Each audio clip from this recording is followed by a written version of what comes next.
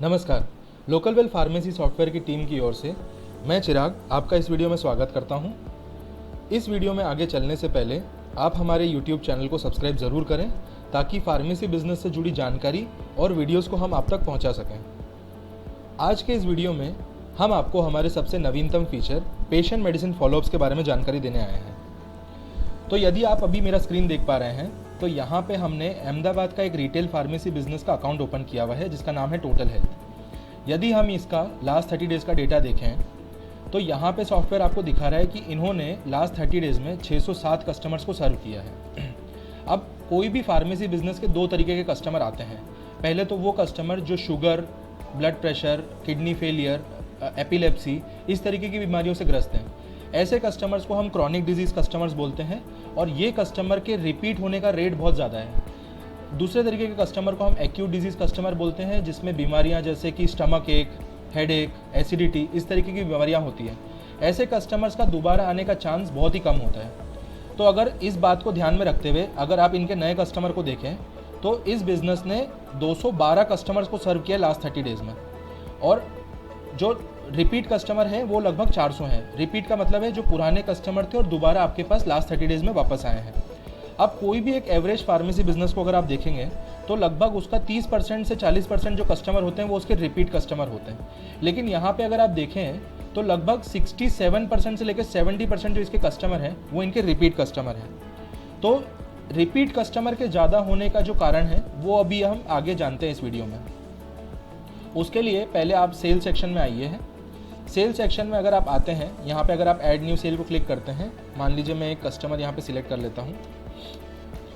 अब हम अगर यहाँ पे एक प्रोडक्ट ऐड करें, जैसे मान लीजिए मैंने क्लोनस करके एक प्रोडक्ट ऐड किया जो एंजाइटी डिसऑर्डर के लिए दिया जाता है। अब अगर मैंने इसे ऐड किया तो अब आप देखेंगे कि जैसे ये प्रोडक्ट ऐड होता है तो सॉफ्टवेयर इस कस्टमर के प्रोफाइल को देख के ये बोल रहा है कि क्लोनस एमडी जो है ये जो इस प्रोडक्ट के लिए आपको मेडिसिन फॉलोअप देना चाहिए। क्यों देना चाहिए? क्योंकि ये दिया जाता है एंजाइटी डिसऑर्डर या एपिलेप्सी के लिए और इस प्रोडक्ट की कस्टमर को दोबारा ज़रूरत पड़ेगी। अब क्वेश्चन ये आता है कि उन्हें ज़रूरत कब पड़ेगी। तो जैसा आप देख पा रहे हैं कि इसका जो मॉलिक्यूलर कंपोजिशन है, मतलब जो इसका सॉल्ट जिसको बोलते हैं, वो है क्लोनाजेपम 0.5 mg। अब क्लोनाजेपम 0.5 mg जो है उसके लिए सॉफ्टवेयर आपको बता रहा है कि जो पेशेंट है वो एवरेज जो पेशेंट होता है वो 0.91 टैबलेट कंज्यूम करता है डेली बेसिस पे, राइट। अब अगर आप यहाँ पे देखें तो आप एक मेडिसिन जो क्लोनस करके जो प्रोडक्ट है उसके एक स्ट्रिप में 10 टैबलेट आते हैं और क्योंकि कस्टमर ने 1 स्ट्रिप खरीदा है, मतलब एक पत्ता खरीदा है, तो टोटल उसने 10 टैबलेट्स आपसे परचेज़ किए हैं। अब 10 को अगर आप 0.91 से मल्टीप्लाई करेंगे तो वो निकल के आता है 9 दिन। तो उस हिसाब से आज की जो डेट है, मतलब 14 मई जो डेट है, 14 मई में अगर आप 9 दिन जोड़ें तो सॉफ्टवेयर आपको दिखा रहा है कि 24 मई को कस्टमर को ये मेडिसिन की दोबारा ज़रूरत पड़ेगी और उसके हिसाब से सॉफ्टवेयर ऑटोमेटिकली रिमाइंडर सेट कर देता है। अब अगर हम एक और यहाँ पे प्रोडक्ट चूज़ करें, मान लीजिए मैंने ग्लाइकोमेट एक प्रोडक्ट चूज़ किया जो डायबिटीज़ के लिए दिया जाता है, तो अब अगर मैंने इसका भी एक मेडिसिन स्ट्रिप जोड़ दिया तो अब देखेंगे कि सॉफ्टवेयर ने ग्लाइकोमेट भी यहाँ पे ऐड कर दिया है। अब ग्लाइकोमेट के अंदर आता है ग्लिमेपेराइड 1 mg प्लस मेटफॉर्मिन 500 mg। लेकिन यहाँ पे देखिए, यहाँ पे सॉफ्टवेयर आपको दिखा रहा है कि इस प्रोडक्ट का जो कंपोजिशन है, ये जो सॉल्ट है, इसकी टैबलेट को कस्टमर, एक एवरेज पेशेंट 0.94 टैबलेट्स कंज्यूम करता है डेली बेसिस पे।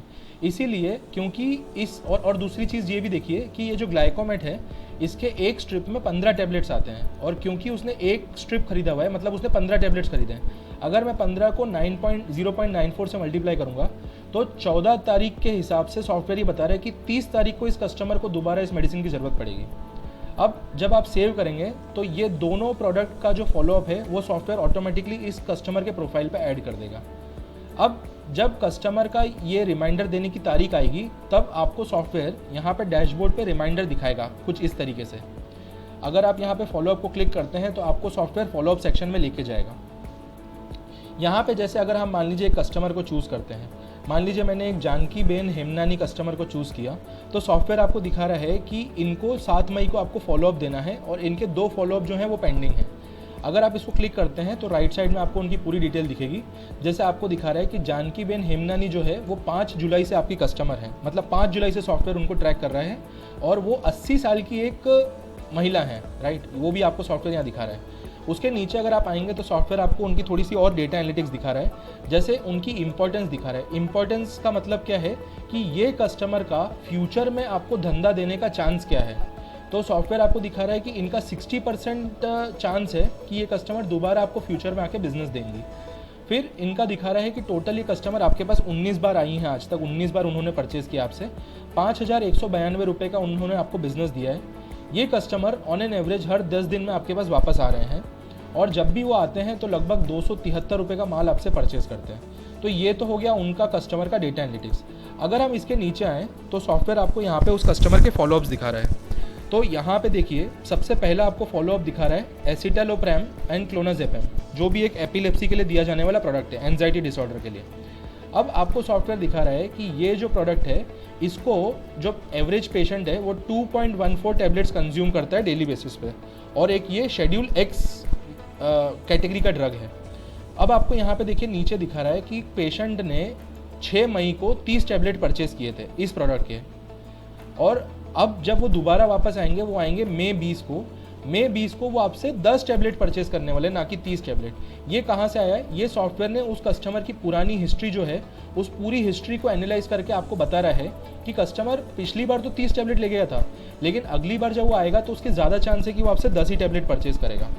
अब अगर आप राइट साइड में देखेंगे तो आपको दिखा रहा है उसका जो ब्रांड है, तो यहाँ पे दिखा रहा है कि इस कस्टमर ने सीटालॉक्स फोर्टे करके एक ब्रांड आपसे परचेज़ किया है। अब अगर आप देखना चाहें कि क्या मेरे पास ये प्रोडक्ट अवेलेबल है या नहीं है, तो आप यहाँ पे चेक करंट स्टॉक को क्लिक करेंगे तो यहाँ पे सॉफ्टवेयर आपको ये दिखाएगा कि सीटालॉक्स फोर्टे जो एक्सेंटा फार्मा का एक प्रोडक्ट है, उससे मिलते जुलते आपके सब्स्टिट्यूट क्या है आपके पास स्टॉक में, और इसका भी स्टॉक आपको दिखाएगा। तो यहाँ पे आप देख पा रहे हैं जैसे 110 टैबलेट का स्टॉक मेरे पास बचा हुआ है।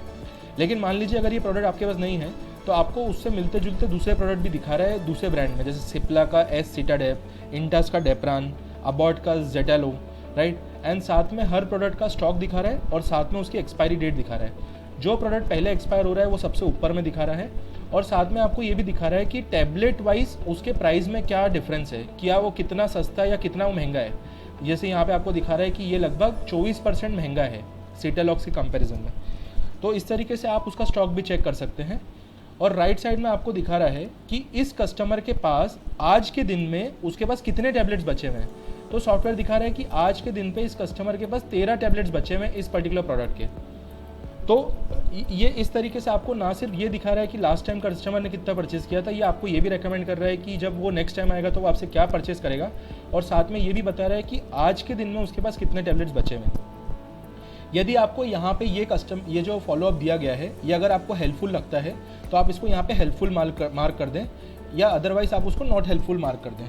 तो उससे क्या होगा कि जब अगली बार सॉफ्टवेयर ये कस्टमर वापस आता है, या इनसे मिलते जुलते अगर कोई दूसरे कस्टमर वापस आते हैं, तो अगली बार आपको रिकमेंडेशन देने से पहले वो उनको एनालाइज करेगा, राइट। और यहाँ पे आप क्या कर सकते हैं, जैसे आपके बिजनेस में मल्टीपल यूज़र्स हैं जो इस पर्टिकुलर फॉलोअप सेक्शन पे काम करते हैं, तो यहाँ पे हर यूज़र अपना अपना कमेंट्स डाल सकता है। जैसे मान लीजिए आपने इस कस्टमर से फॉलोअप लिया जानकी बहन से, लेकिन जानकी बहन है नहीं, वो मुंबई गई हुई है, तो आप यहाँ पे ये चीज़ डाल सकते हैं कि this customer is not in town, she is in Mumbai, ये करके आप यहाँ पे अपडेट कर सकते हैं। तो उससे क्या होगा कि जो आपका यूज़र है, उस यूज़र के नाम पे ये अपडेट यहाँ पे आ जाएगा, ताकि क्या है, जब दूसरा बंदा इस चीज़ पे फॉलोअप लेने की कोशिश करेगा तो वो यहाँ पे उसकी पूरी हिस्ट्री देख सकता है, राइट।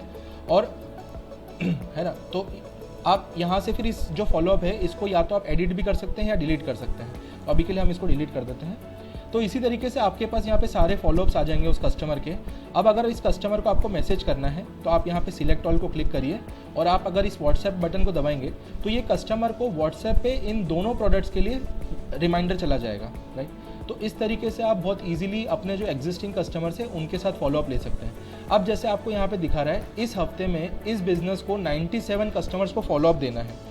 अब आप सोचिए, अगर 97 कस्टमर को फॉलोअप दे रहा हूँ और एवरेज एक कस्टमर आपको 300 रुपये का भी बिजनेस दे रहा है, और हाफ मतलब इसके आधे कस्टमर भी आपके पास वापस आ गए, तो आप हर हफ्ते में 15,000 रुपये का बिजनेस तो आप एक्स्ट्रा कर लेंगे। तो इसी वजह से ये जो बिज़नेस था इसका रिपीट रेट बहुत ज़्यादा है। फिर उसी तरीके से जो कस्टमर आपके लॉयल कस्टमर थे और जिनको आपके बिज़नेस में आना था लेकिन वो किसी कारणवश आपके बिज़नेस में नहीं आए हैं, तो ये सॉफ्टवेयर उनको भी ट्रैक करता है तो ये आपको दिखा रहा है कि लगभग 6 ऐसे कस्टमर है जिनको आपके बिज़नेस में आना था लेकिन वो किसी कारणवश आपके बिज़नेस में नहीं आए हैं। तो इसी फीचर को हम बोलते हैं पेशेंट फॉलोअप्स।